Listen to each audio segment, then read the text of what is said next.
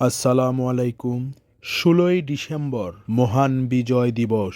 এক সাগর রক্তের বিনিময়ে বাংলার স্বাধীনতা আনলে যারা, আমরা তোমাদের ভুলব না। যাদের আত্মত্যাগের বিনিময়ে অর্জিত এই বাংলা, তাদের প্রতি রইল বিনম্র এই শ্রদ্ধা।